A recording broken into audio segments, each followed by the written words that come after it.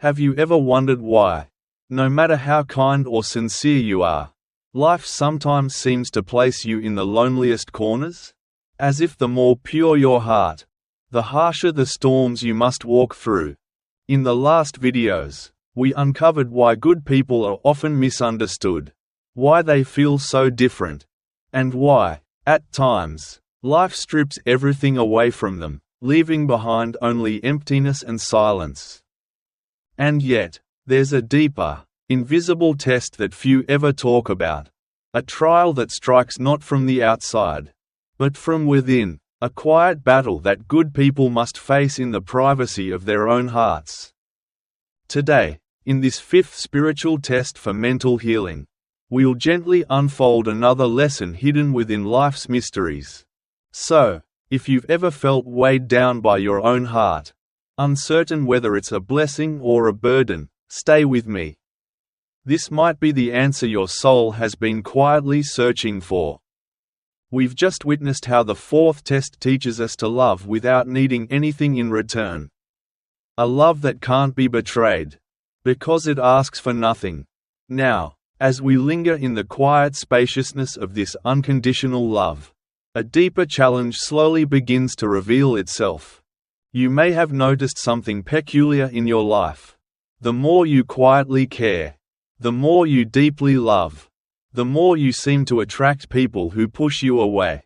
It's as if, the more you wish to be recognized for your kindness, the further people retreat. Yet, when you finally let go of the need for others to love you in specific, expected ways, something beautiful happens. You create an open, sacred space where authentic connection can gently arise, unforced, unclaimed, natural as the dawn. Right now, feel your breath as it softly deepens within you, as you imagine letting go of this invisible grip on how others should respond to your heart.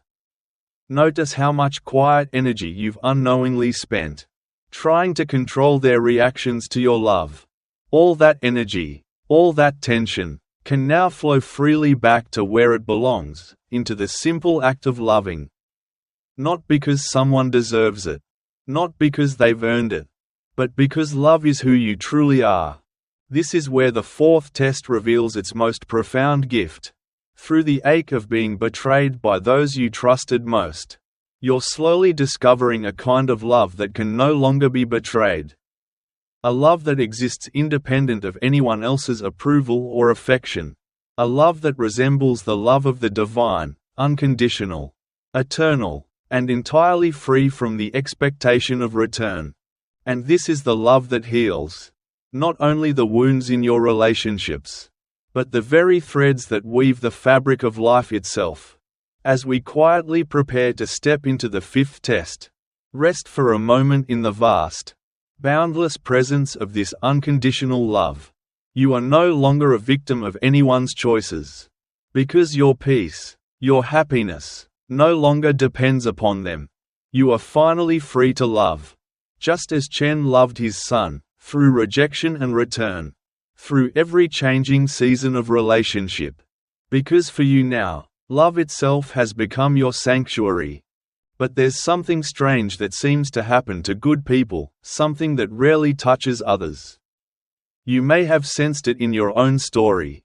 At times, you'll find yourself being targeted by individuals who seem to take a dark, unsettling pleasure in tearing down what is beautiful.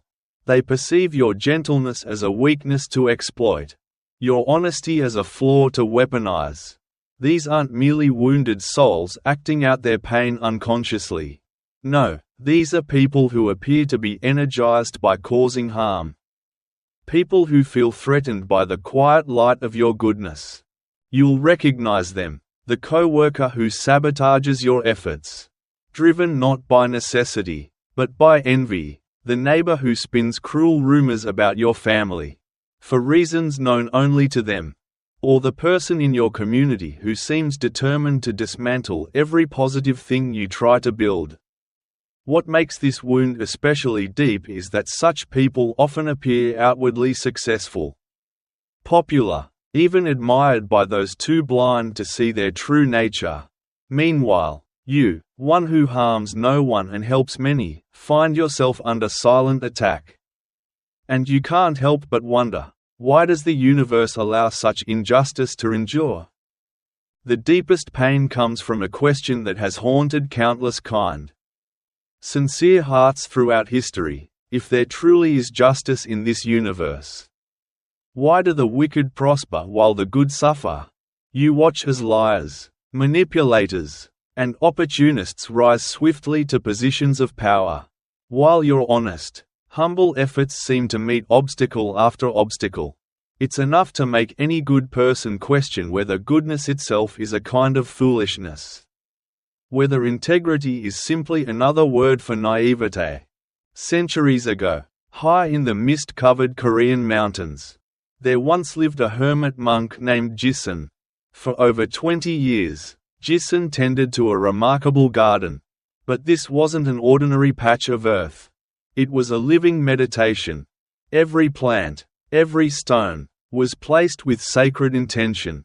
Together, they created a sanctuary of perfect harmony, a reflection of the peace Jisun cultivated within himself. Pilgrims would journey along narrow, treacherous paths just to sit in Jisun's garden for a few quiet hours. Somehow, among the trees and stones, they found healing for wounds they couldn't name, and answers to questions they didn't know how to ask. The garden became a thing of legend. Mothers brought their sick children, and the children would leave with color blooming in their cheeks once more. Scholars came with tangled, restless minds, and departed with clarity. Broken-hearted lovers found there a kind of peace that language could never quite explain. In the last part of our story, we saw how pilgrims of every kind, warriors, scholars, mothers, and lovers, found peace and healing in Jisun's sacred garden. It was a place where no one was asked for anything except to treat the space with quiet respect, and to leave behind something beautiful for those who would come after them. And yet, as it so often happens in life, pure goodness has a way of provoking the envy of those whose lives are built upon appearances. Word of the miraculous healing garden eventually reached the ears of a powerful monk named Master Gokchen. This was no ordinary spiritual figure. Gokchen controlled several wealthy temples in the valleys far below. Throughout Korea, he was known as a great teacher, admired for his eloquence and influence. But beneath the polished surface of his reputation lay a very different reality. Gokchen's greatness was carefully staged, a performance built not upon genuine wisdom, but on appearances and authority. He surrounded himself with opulence while preaching about simplicity. He demanded lavish offerings from his followers while publicly teaching about generosity. And though he spoke eloquently of humility, he quietly accumulated power behind closed doors. To most people, his outer image remained untarnished. But Gokchen himself knew the truth. And nothing unsettles a false teacher more than the quiet presence of someone truly sincere. When Gokchen heard about Jisun's simple practice, a man with no official title, no political allies, and no wealthy patrons, and yet, one whose name and garden drew pilgrims from far and wide, something dark and restless stirred in his heart. The very existence of Jisun's humble sanctuary exposed the hollowness of Gokchen's elaborate charade. And in the hearts of those clinging to power, such a thing cannot be tolerated. His campaign began subtly, as those who are truly malicious often do.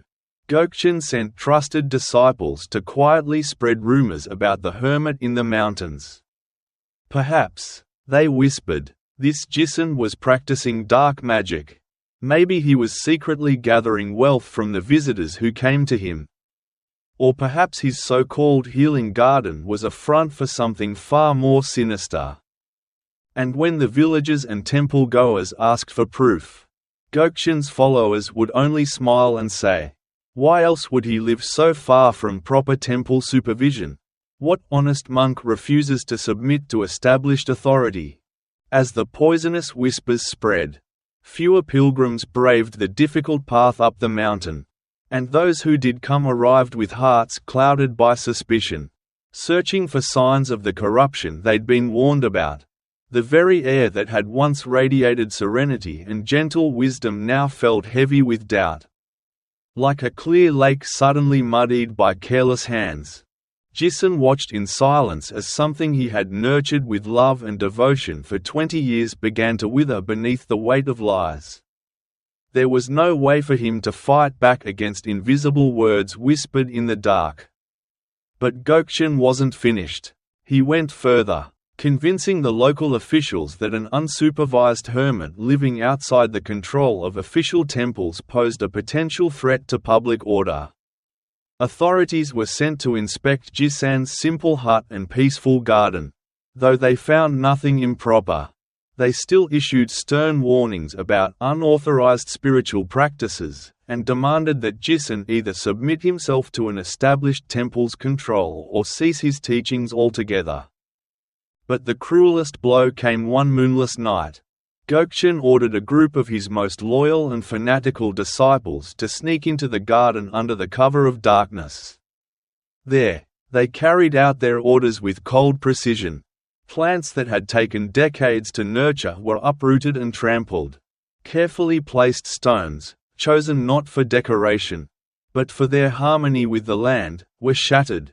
They scattered poison into the soil, ensuring that nothing beautiful would grow there again for a long, long time. When morning arrived, Jisen stepped into the ruins of his life's work. 20 years of quiet devotion, of creating a living meditation, had been reduced to desolate chaos.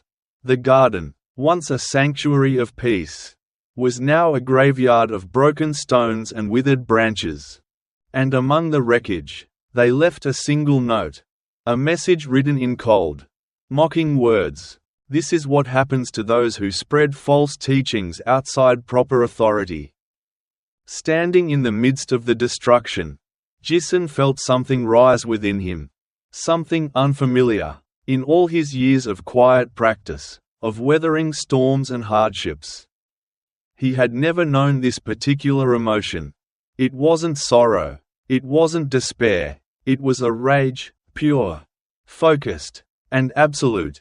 In the last moment we left Jisen, standing amidst the wreckage of his beloved garden, feeling for the first time in his life a fury so pure, so consuming, that it seemed to burn through every corner of his being.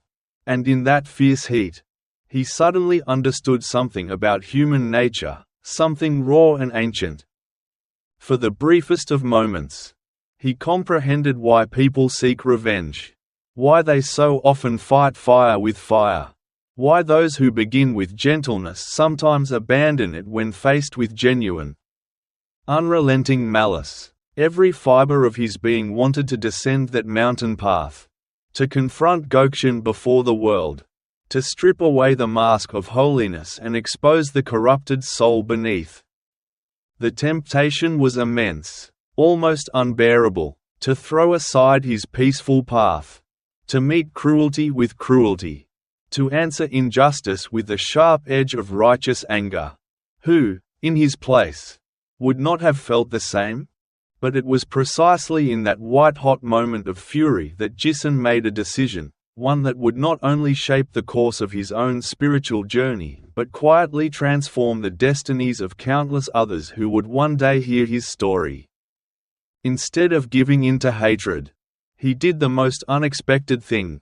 He sat down, right there among the ruins of his shattered sanctuary, and closed his eyes. He began to breathe with the rage, not denying it, not suppressing it, but sitting with it, allowing it to move through him, to transform, to reveal its true nature.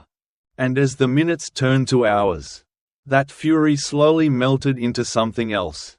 Not passive resignation, not weakness, but an active, fierce compassion for all beings trapped within the endless cycles of suffering and blindness, including Gokchen himself.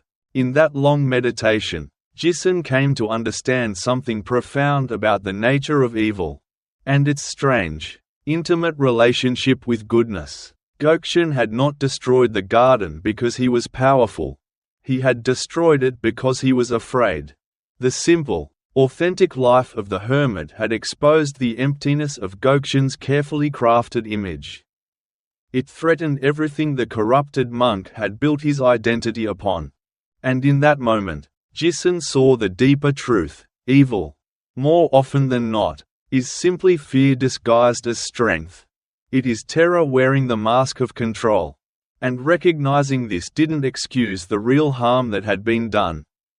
Nor did it justify Gokchen's cruel actions.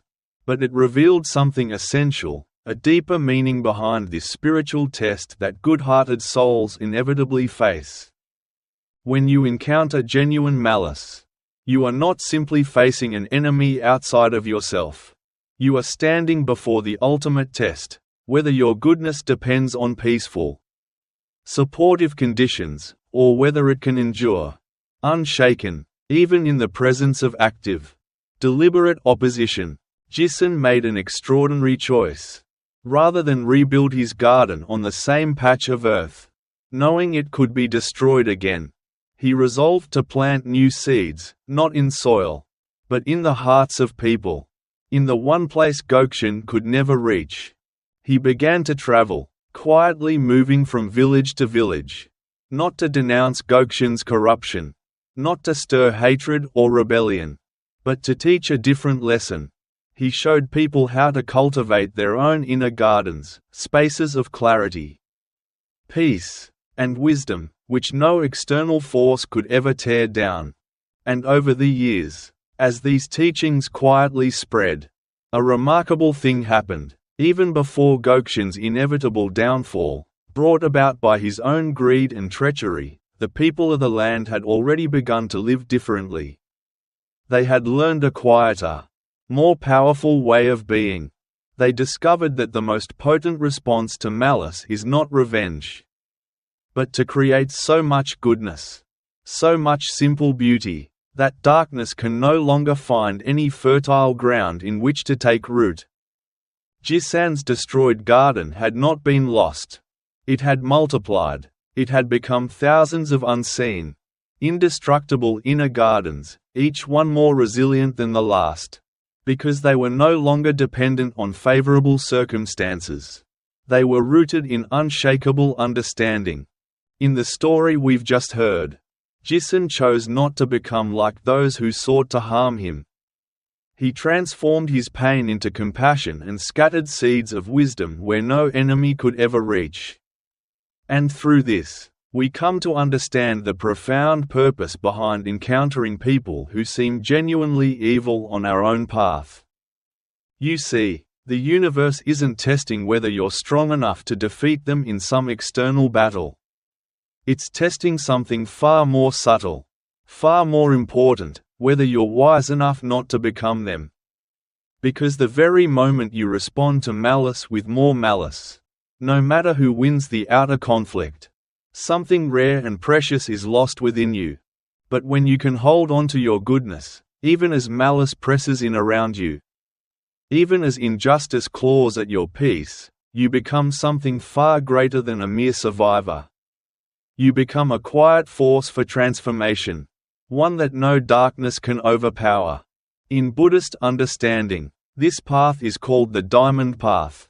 It is a way of being that grows stronger under pressure rather than weaker.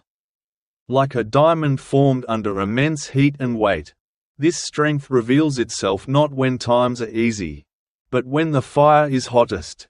Even the Buddha himself faced this test. As legend tells, Mara, the embodiment of temptation, fear, and evil, tried relentlessly to turn him from his path to awakening. And each time Mara appeared, the Buddha did not fight him, nor did he run away. Instead, he simply acknowledged Mara's presence with clear-eyed compassion and continued walking the path toward enlightenment. This moment in the Buddha's story reveals something powerful. Evil, in truth, can only maintain itself in the presence of reactive opposition. It thrives when we fight it on its own terms. But when met with steady, unwavering peace. It eventually withers, for it finds no ground in which to root itself. Now, pause for a moment and reflect on your own life. Can you recall a time when you encountered this test? Maybe it was a toxic coworker, threatened by your quiet competence, who tried to undermine you at every turn. Or perhaps a family member, envious of your happiness, who stirred conflict in subtle, painful ways. Maybe it was a person in your community, someone who benefits from the very problems you've worked so hard to resolve, who actively sought to block your efforts. The natural, human reaction is to fight back, to expose their schemes, to defend yourself by becoming sharper, harder, more guarded. But this test, like the one Jason faced, asks something different of you. It asks you to find a third way, a way that neither submits to evil, nor mirrors it in return. Let's practice this diamond-like strength together. Close your eyes, if you can, and bring to mind someone whose malice has touched your life, someone whose actions caused you pain, whose cruelty or jealousy tried to dim your light. Feel, just for a moment, the familiar anger that rises, the ache of injustice, the natural, justified desire to see them held accountable, to see them face the consequences of their choices. Now, breathe, slowly, deeply. Imagine yourself as Jason, sitting quietly amid the ruins of what once was beautiful. Feel the choice point within you, that crossroads between revenge and transformation. As you exhale, let go of the craving to make him pay. And as you inhale, receive the recognition that your goodness does not depend on their downfall. Your light was never meant to exist in opposition to someone else's darkness. It shines because of what you are, not because of what others are not. The Buddha once taught, holding on to anger is like grasping a hot coal with the intent of throwing it at someone else. You are the one who gets burned. As we reflected just moments ago, the greatest power you hold is not in defeating darkness with darkness, but in remaining kind, steady, and clear when malice does its worst. And in doing so, you quietly shift something far greater than a single situation. You transform the very soil where goodness can grow. When you maintain your compassion in the face of cruelty, you're not doing it for those who harm you. You're doing it for yourself, for your own freedom, and for the unseen countless others your example will quietly inspire. In that act, you prove something essential, that goodness is stronger than evil, not because it triumphs in loud, decisive battles, but because it can stay good, remain itself, even when the world around it turns cold and harsh. Take a deep, steady breath. Feel your shoulders soften and your body relax as you imagine releasing the heavy burden of trying to fight darkness with more darkness. Notice how much energy you've spent resisting, defending, opposing those who act with malice. How much life force has been drained in that constant, invisible battle. Now, imagine all that precious energy flowing back into you, not to fuel anger, but to create, to spread kindness, to quietly build the kind of world you wish to inhabit, just as Jason discovered that his destroyed garden had, in truth, become the seed for thousands of inner gardens in the hearts of others. You too are learning this hidden truth. Every time you choose to maintain your goodness in the presence of evil, you are planting seeds of peace and wisdom that will bloom in ways you may never witness. But that will matter. And make no mistake, this isn't a lesson in becoming weak or passive in the face of cruelty. It's about discovering a deeper kind of strength, a resilience so clear, so steady, that evil cannot comprehend it, much less destroy it. Your goodness is becoming diamond-like, not because it's hard, brittle, or unyielding, but because it's so transparent, so pure, that opposition passes right through it without leaving a mark. You become living proof that love outshines hate. That truth, quietly lived, is mightier than 1,000 lies. That light shines most beautifully when the world around it is dim. You no longer need evil people to change in order for you to remain good. You no longer need life to be fair in order for you to stay loving. Because you have finally found the source of goodness within yourself. And no external force, not envy, not injustice, not betrayal, can reach that place within you. But as the spiritual journey continues, a new challenge often arrives. And it feels, to many sincere hearts, like the universe's cruelest joke. This sixth test descends quietly, often without warning.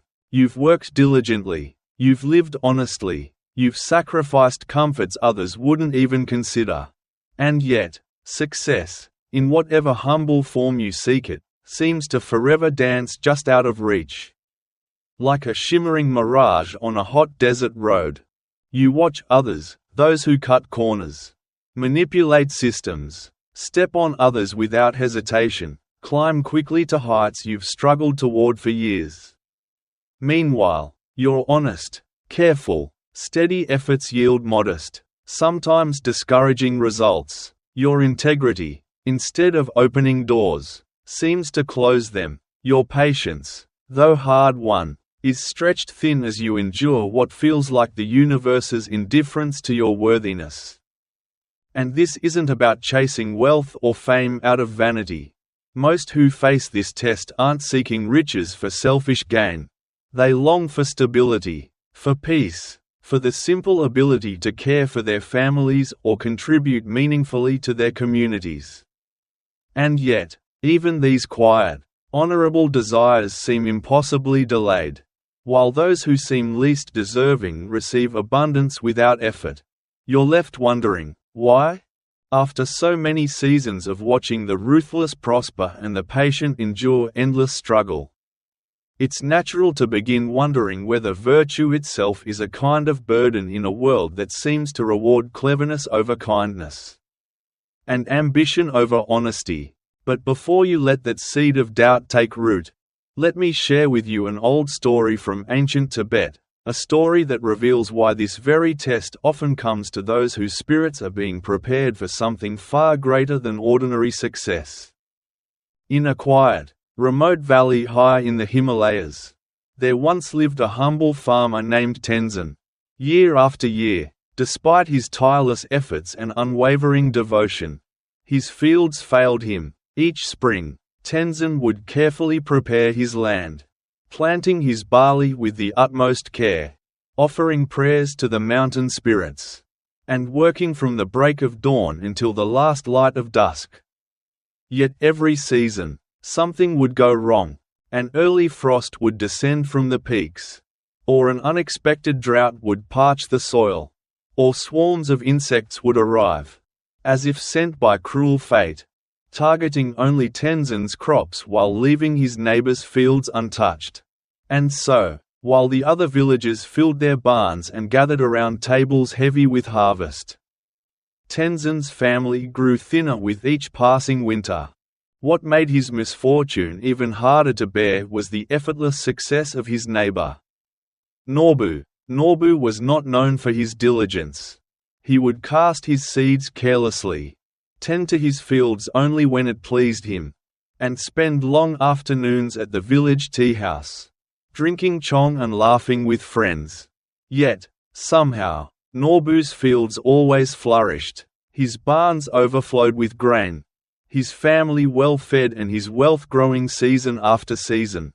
The contrast was so sharp, so unrelenting, that whispers began to spread among the villagers. Some said Tenzin was cursed, that the mountain spirits must have turned against him. Others believed he was foolish, clinging to a life the land no longer wished to support. Even within his own home, doubt began to grow. Tenzin's wife, Dolma, wearied by years of hardship, grew bitter. During their sparse winter meals, she would ask with a tired, aching voice, "Why do we keep trying? Why don't we leave this place and find a new life in the city? This land doesn't want us here." Their children, too, began to question whether their father's quiet perseverance was wisdom or stubborn foolishness. as they watched other families enjoy abundance while their own bellies remained empty. It seemed increasingly clear that all of Tenzin's effort amounted to little. And yet, Tenzin could not bring himself to leave. There was something deeper, something wordless, that held him there, a quiet pull that no amount of suffering could sever. Every morning, despite the disappointments of the day before, he would rise before the sun and walk to his fields with the same careful attention his grandfather had once taught him. He would kneel to examine each sprout, speak softly to the earth, and offer his gratitude for even the smallest, most fragile signs of life. His bond with the land was no longer about what it gave him. It was about something else, something he couldn't fully explain, a sense that he was meant to be there, that this struggle was teaching him something that could not be learned anywhere else. Then came a particularly harsh autumn.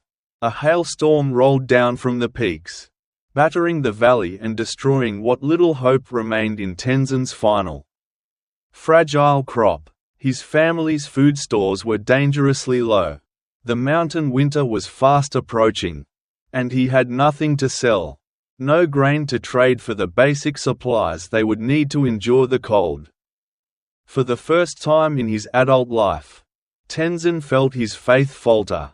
As Tenzin sat in his ruined field, the weight of so many barren seasons pressing heavily on his heart, he looked out across the valley at Norbu's flawless, golden fields. The grain there stood tall and proud, shimmering in the last rays of sunlight. In that moment, Tenzin could not help but wonder whether his entire life's effort had been one long, painful mistake. As darkness quietly settled over the valley, he noticed a figure approaching across the battered fields. An old man, unfamiliar to him, walked slowly with the aid of a wooden staff. He wore the plain, weathered robes of a wandering monk. Without a word, the stranger lowered himself to the ground beside Tenzin and gazed out over the broken, frost-bitten crops. After a long, peaceful silence, the old man spoke softly. "Difficult season," he observed, his voice gentle like the night air. "Tell me, young farmer, what do you believe you've truly been growing here?" Tenzin turned toward him, confusion clouding his face. "Growing?" he echoed wearily. "I'm not growing anything. Everything dies before harvest. 20 years of labor, and I have nothing to show for it." The old monk nodded slowly, as though considering something deeply. "Nothing to show for it," he repeated quietly. "That's interesting. Then, tell me about your relationship with this land." Despite his exhaustion, something about the stranger's presence invited honesty. And so, Tenzin began to speak. He told of his daily rituals, how, each morning, he would greet his fields before the sun rose, how he examined each plant with care, tended the soil with patience, and offered small prayers to the mountains. He spoke of the moments he sat quietly among his struggling crops, feeling a peace that had nothing to do with whether the harvest would succeed or fail. As the words spilled out, the old monk's eyes grew bright with quiet understanding. "Ah," the monk murmured, a smile forming on his weathered face. "Now I see what you've truly been growing. You're not growing barley, young man, you're growing patience, you're growing faith, the kind that does not depend on rewards. You're cultivating the ability to love something, even when it doesn't love you back in the way you hoped." He gestured across the valley to Norbu's thriving fields. "Your neighbor over there," he continued, "is growing barley. Yes, very successfully, but what is he growing in his heart? What is he cultivating within his character? His easy abundance has taught him nothing about perseverance, nothing about faith, nothing about the kind of meaning that comes from effort itself, rather than from outcomes. He is wealthy in grain, but poor in the qualities that truly matter for the soul's growth." Tenzin stared at the monk, the truth of those words unsettling and wondrous all at once. Are you saying that all my failures have been successes? He asked quietly. The monk smiled kindly. I'm saying, he replied, that different souls are assigned different lessons. Some must learn through ease and abundance, though, truth be told, that is often the more difficult path because it rarely teaches wisdom. Others, like you, are enrolled in the advanced course.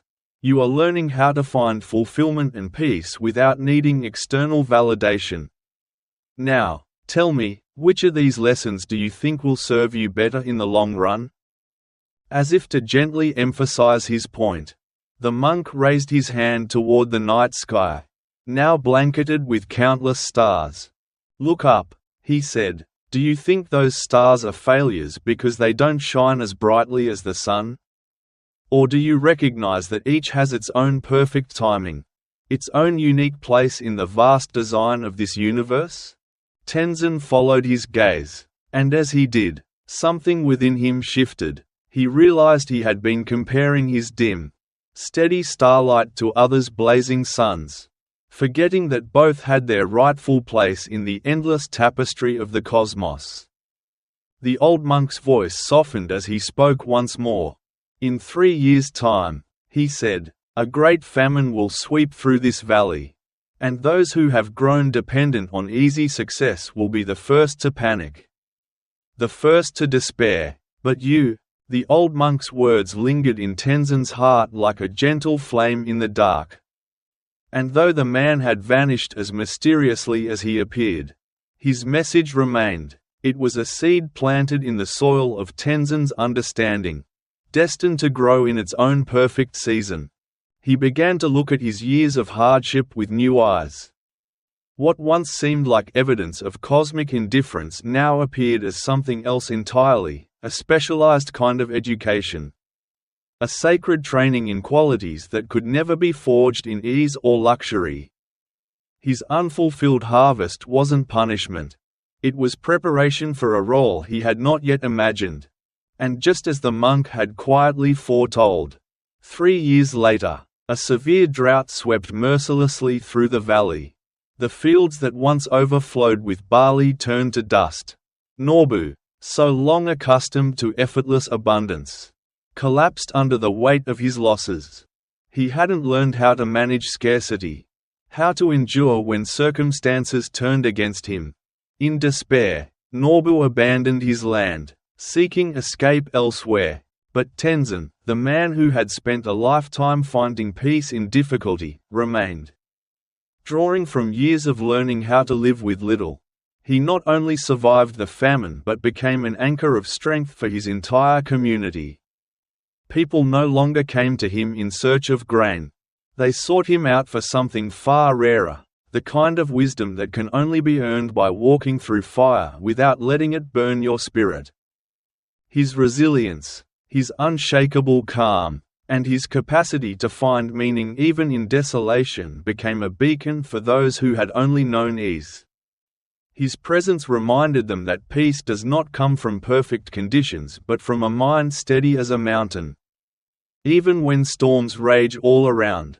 This story beautifully illuminates the profound mystery of what we call the sixth spiritual test.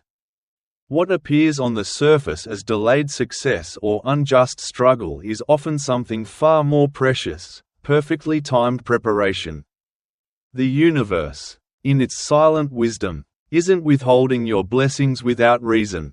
It is ensuring that when those blessings finally arrive, you will possess the strength, clarity, and character to carry them well, not just for yourself but for those around you. Because as we've seen throughout history and in our own lives, easy success tends to create shallow roots. It makes people soft, easily swayed, and unprepared for life's inevitable tempests. But delayed success? That grows deep souls. It teaches patience, humility, and the ability to see beyond appearances. In Buddhist tradition, this is known as the ripening of karma. Just as different fruits ripen at different times according to their nature, so too do different souls receive their rewards when the season of their inner maturity has arrived. not when human impatience demands it. A mango picked too soon is bitter and useless. And likewise, a soul that achieves outward success before developing the inner wisdom to manage it will often be ruined by that very success. So, think about your own journey.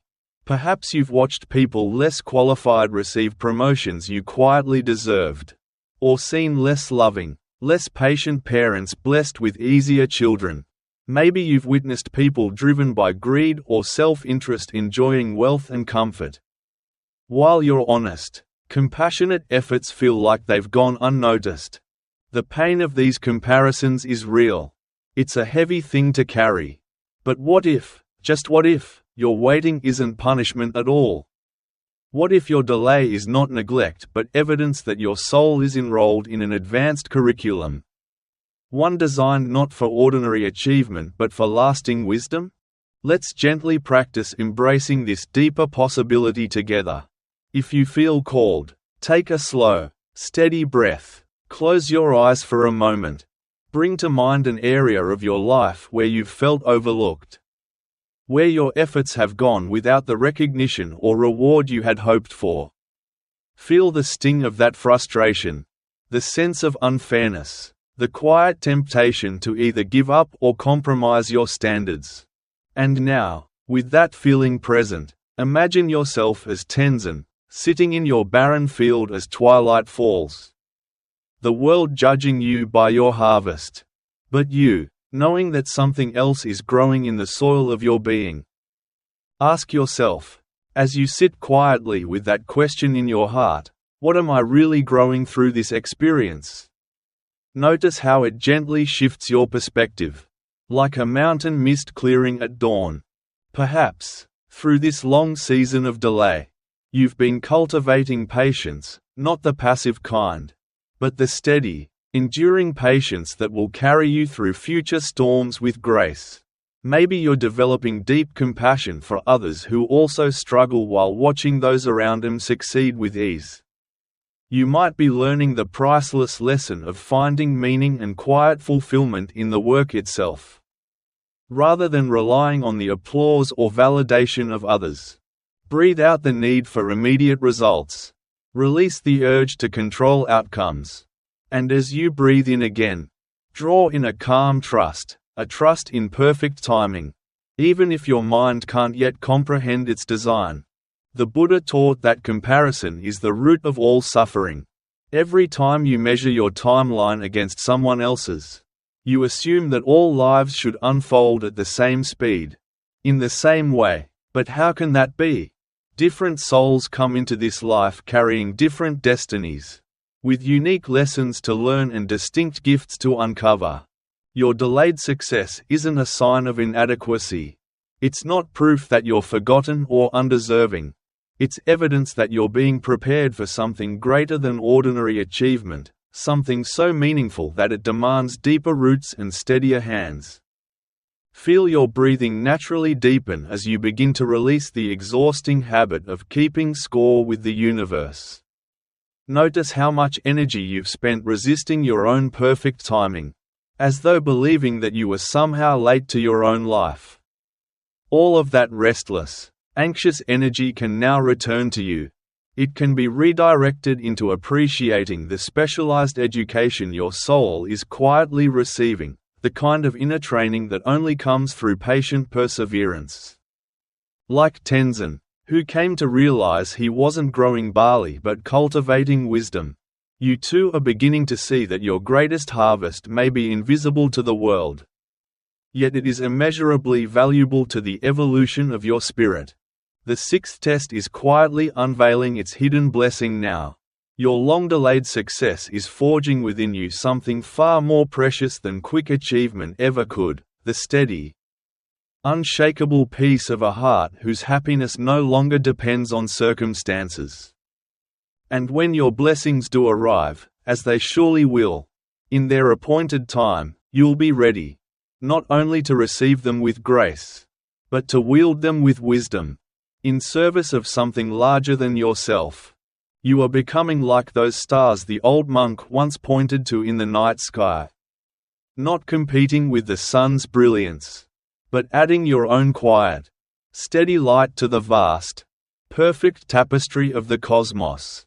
And as we prepare to step into the seventh test, rest for a moment in this deeper knowing. Your season is coming, your harvest is ripening, and the patient work you've done, often unseen, has been strengthening you in ways your mind is only beginning to grasp. One morning, perhaps sooner than you expect, you'll wake up and, on the surface, everything around you will look exactly the same. The same room, the same tasks, the same routines, but something fundamental will have shifted inside you. The things that once thrilled you may now feel strangely empty, like decorative shells left behind on a deserted shore.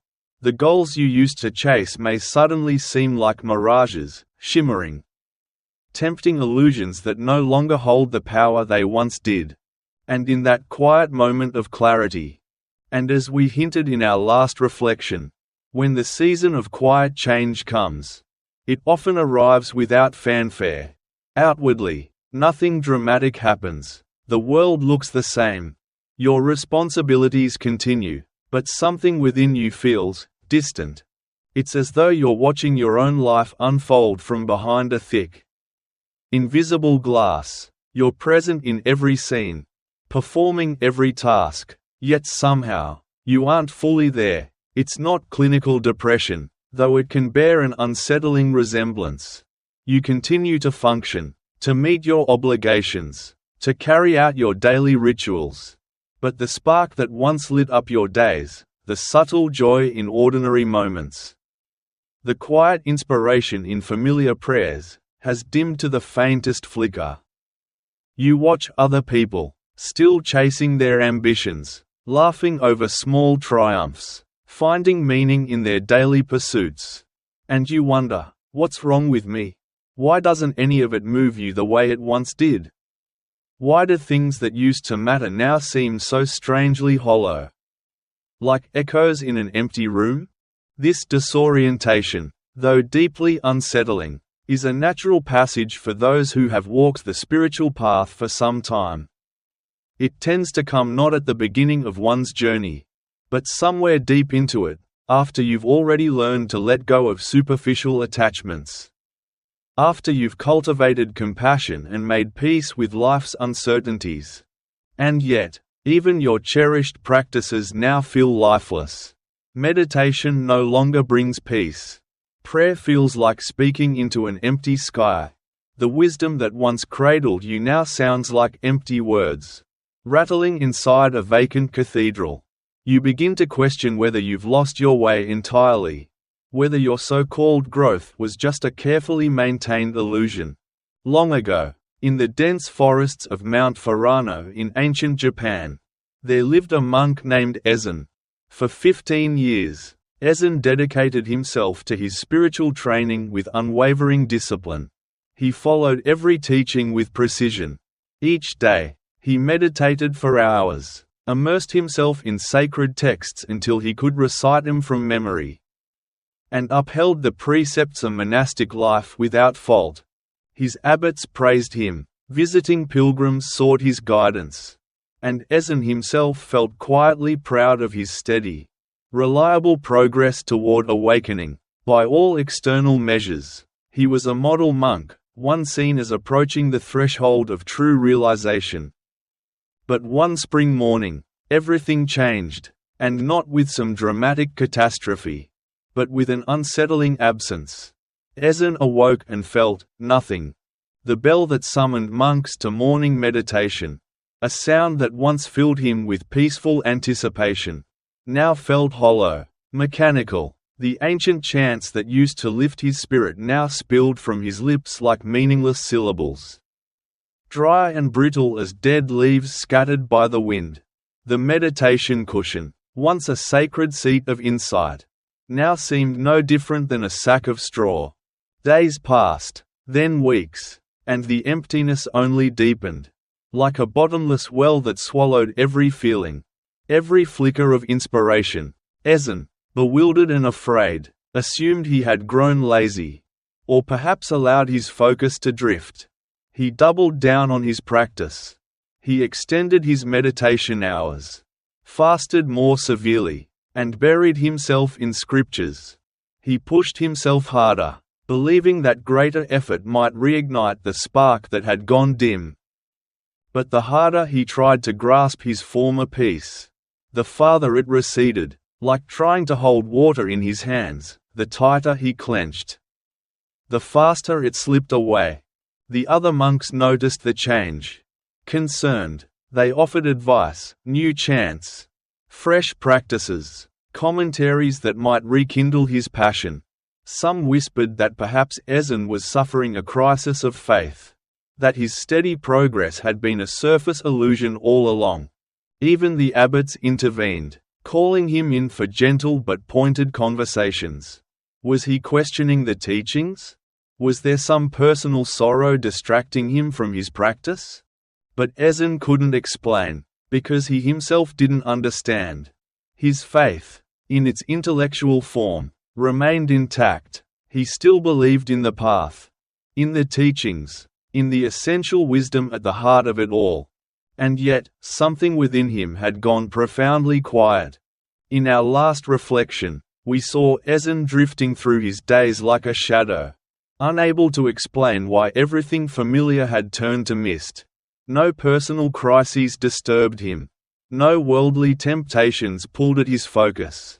And yet, it felt as though he had become a ghost haunting his own life, going through the same rituals, speaking the same prayers, following the same routines, but with no spark, no connection to anything real or meaningful. The very practices that had once filled him with such quiet joy and purpose now felt like elaborate performances, staged for an absent audience. Stripped of meaning and vitality. The bell would ring, the monks would gather, the chants would rise, but for Ezen, it was as though every word echoed through a hollow shell. Weeks stretched into months in this twilight of the spirit. Ezen found himself wondering whether this was some punishment for a hidden pride he had not recognized. Had he perhaps begun to believe too much in his own progress? Or worse, had he simply reached the limits of what he was capable of understanding? He even considered leaving the monastery altogether, wondering if perhaps this life was no longer his true path. And yet, something held him back. Not hope, exactly, but a strange, persistent sense that this emptiness itself meant something, that it wasn't a mistake or a punishment, but a doorway, though he had no idea where it might lead. Then, one misty morning, as the monks gathered in the meditation hall, Ezen sat quietly in his usual place, feeling more lost and disconnected than ever. It was then that an elderly visiting master, known as Kogen, approached him after the session. Master Kogen was a revered teacher, legendary across Japan for his ability to guide students through the deepest mysteries of awakening. Known for his preference for teaching by silent example rather than words. He rarely spoke to individual monks, but something in Ezen's demeanor that day must have rung like a distant bell in the master's heart. "Young monk," Kogen said gently, his voice like a soft wind through ancient pines. "You look like someone who has lost something precious. Tell me, what are you grieving?" Ezen was startled, not just by the kindness in the elder's voice, but by the piercing accuracy of the question. He bowed his head and spoke quietly. "Master, I don't even know what I've lost. Everything feels empty. My practice, my understanding, my sense of direction, it's all vanished like morning mist. I feel as though I'm dying inside, spiritually withering, but I have no idea why or how to stop it." Kogen gave a small, knowing smile, one of those rare expressions that seem to hold a lifetime of wisdom and infinite compassion within it. "Ah," the old master nodded, "you are not dying, my friend, you are being born." He gestured toward a tree just beyond the window, where the brittle, translucent shell of a cicada clung to the rough bark. "You are trying to be born while clinging to your old shell." And that's why it feels so unbearable. So confusing. Tell me, Kogan asked, his eyes soft but unwavering. Do you think that cicada mourned the loss of its larval form when it was ready to emerge as a creature of the sky? Ezen blinked, confused. A flicker of frustration crossed his face. He wasn't sure he understood. So, dear one, perhaps you, too, are standing at the edge of this very same threshold, feeling like a stranger to your old self, as though the practices, beliefs, and pursuits that once gave you meaning no longer reach your heart. But remember Master Kogan's words, you are not dying. You are being born. The sixth test is not a punishment. It is the shedding of an old skin, the dissolving of an identity that has served its purpose. And though the in-between feels like emptiness, it is the sacred space where your truest self begins to take shape. As you leave this reflection, breathe softly into that space within you. Trust that what feels like loss is actually preparation for a deeper clarity. If this video has spoken to your heart, please take a moment to like this video and subscribe to Daily Dharma Wisdom. It's a small action, but it means the world to us, and it helps this community of kind, sincere souls continue to grow. And don't forget, in our next video, we'll explore the seventh spiritual test, a profound lesson about how life teaches through endings, and how, in learning to let go, we finally become free. I'll see you there. Until then, may your heart rest in quiet courage, and may your soul feel the ancient wisdom whispering, this too is the path.